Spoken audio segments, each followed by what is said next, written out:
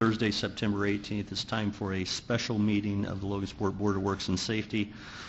Called the meeting to order. Please join me in reciting the Pledge of Allegiance.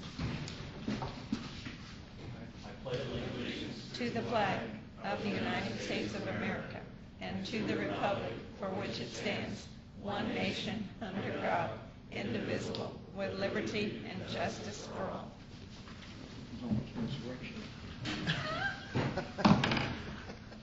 Roll call, please. Mayor Franklin? Here. Ron Miller? Present. Chris Armstrong? Here. All members are present. There are no minutes for consideration. There are no claims for considerations. There are no licenses to be considered today. Are there any changes to the agenda? No. No. Are there any visitor comments? There are no visitor comments. There's no old business. Under new business, we are going to consider ratification of the development agreement, and there is a resolution in your packet. Carol Sue, do you have a number on this resolution? 3. 3. Resolution 2014-03. Mr. Miller, would you read the title of the resolution, please?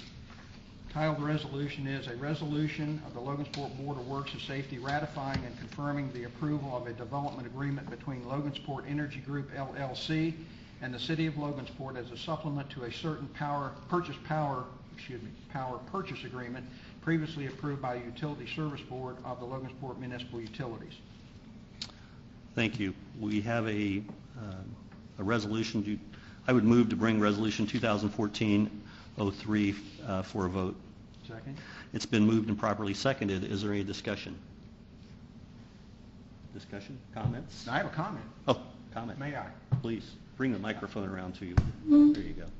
The benefits of the proposed power plant are many, including totally private funding, payment of $1.75 million franchise fee, payment of a 4% gross third-party sales with a minimum of $5 million a year, the potential for tremendously increased number of new jobs, high-paying jobs, and many, many more.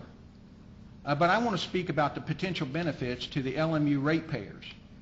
You haven't heard a lot about that. It was noted in the Faros Tribune today that the cost of power purchased from Duke for May, June, and July was 7.67 cents per kilowatt hour. Under the purchase power agreement, the cost to LMU under the new purchase power agreement will come down to 5.3 cents per kilowatt hour. That's a 30% reduction in the cost to be passed along to LMU ratepayers. The LMU board, the City Council have both studied this proposal, and they're pretty smart people. And if they've read the same material that I've read, they may have come to the same conclusion that I have, and that is that electric rates over the next 3 to 5 years will double. Purchase power from Duke, purchase power from IMPA makes no difference. Your rates are going to double over the next 3 to 5 years. Rates under the purchase power agreement to LMU, rates will be frozen for 2 years and then float with the suburban cost of living index. The cost of living index is less than 3% right now, but at 3% and compounded annually, it will take approximately 27 years for the LMU electric rates to double.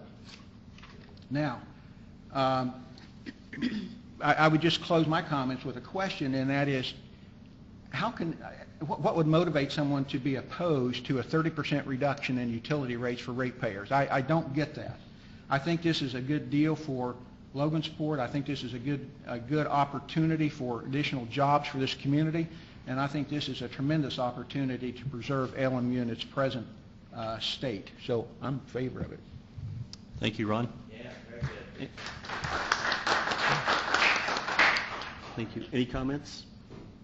Well, I would like to thank the mayor and everyone that has worked countless hours on this project.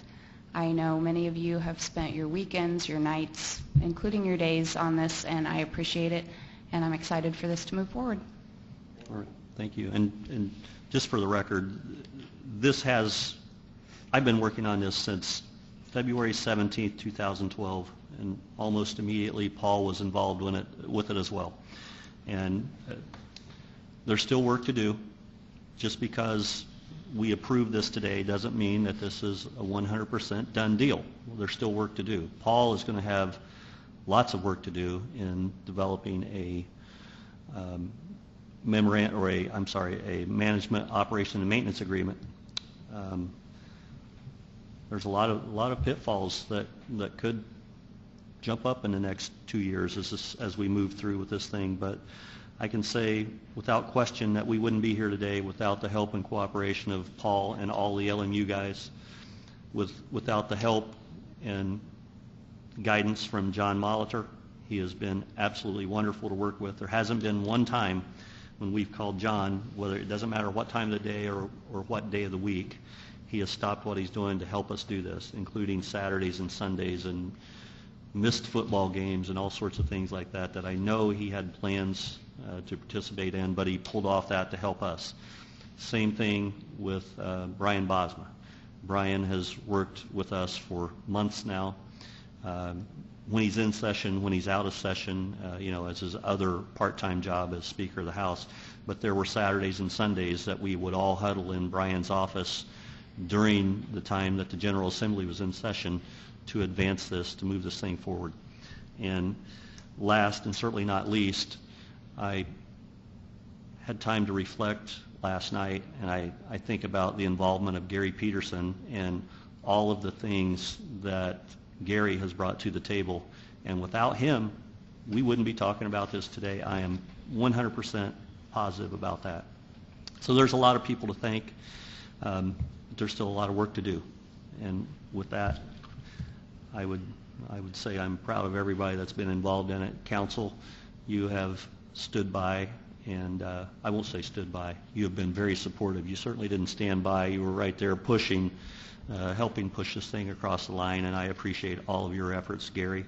The strong silent voice of Gary Fox. It speaks volumes, even though he doesn't always speak. But that's the way it is. Bob Bishop has absolutely carried the torch from day one and has been absolutely amazing to work with, and the same could be said about Joe Buck and really all the city council. At one time or another, they've all voted in favor of this. Not every time, but at one time or another, we've had support from everybody. So with that, we have a motion and a second on the floor. Is there any more discussion? None. Any public comments? None. Call for a vote on Resolution 2014-3. Mayor Franklin, Yes. Ron Miller, Yes. Chris Armstrong. Yes. Resolution 2014-3 passes on a vote of 3 in favor, 0 opposed. There are no reports to be presented at this meeting. Are there any other board member comments? None. Miscellaneous business, including ADA Section 504 compliance or concerns, or any other matters not already considered? None? I would entertain we're adjourned.